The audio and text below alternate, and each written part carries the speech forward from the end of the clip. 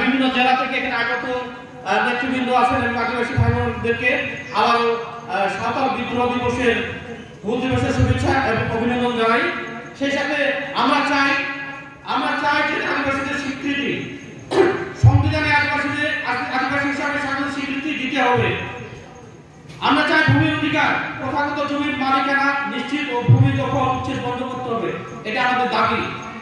পার্বত্য চট্টগ্রাম বাস্তবায়ন 1997 সালের চুক্তি দ্রুত ও পূর্ণ বাস্তবায়ন করতে হবে, এটা আমাদের দাবি।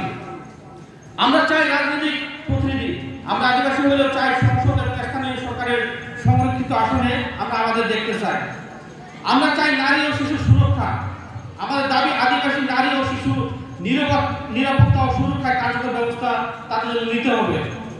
আমরা চাই শিক্ষা ও চাকরির কোটা, আমরা চাই আদিবাসীরা শিক্ষা, স্বাস্থ্য, সরকারি চাকরিতে আদিবাসীদের জন্য কোটা নীতি চালু হোক। আমরা বর্তমান যে আমরা প্রচলিত যে ধারা দেখতে পাই, বিশেষ প্রথম শ্রেণীর ক্যাডারে কোটা নাই বলে চলে, ওই দ্বিতীয় তৃতীয় শ্রেণীতে কোটা দেওয়া হয়। এক সময় প্রথম দ্বিতীয় শ্রেণী তৃতীয় চতুর্থ সব জায়গায় কোটা ছিল, কিন্তু এখন কোটা নাই। আমরা চাই উন্নয়ন প্রকল্পে আদিবাসীদের সম্মতি ছাড়া কোনো উন্নয়ন বা খনিজ প্রকল্প নেওয়া হবে না, এটা আমাদের দাবি। আমরা চাই আন্তর্জাতিক সনদ বাস্তবায়ন, ইউএনডিআরপি ও আইএলও এবং 169 কনভেনশন বাস্তবায়ন করতে হবে, এটা আমাদের দাবি। আমরা চাই আদিবাসীদের ভূমি কমিশন, একটি স্বাধীন জাতীয় আদিবাসী ভূমি কমিশন গঠন করতে হবে। আমাদের কি সমতলে নাই, যদি বা এটা পার্বত্য চট্টগ্রামে রয়েছে।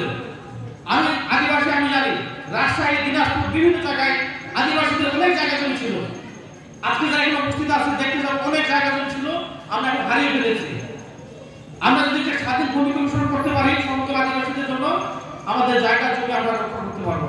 সবাইকে আবারও সাঁওতাল বিদ্রোহ দিবসের শুভেচ্ছা এবং অভিনন্দন জানিয়ে জোহার শেষ করছি। সবাইকে জোহার।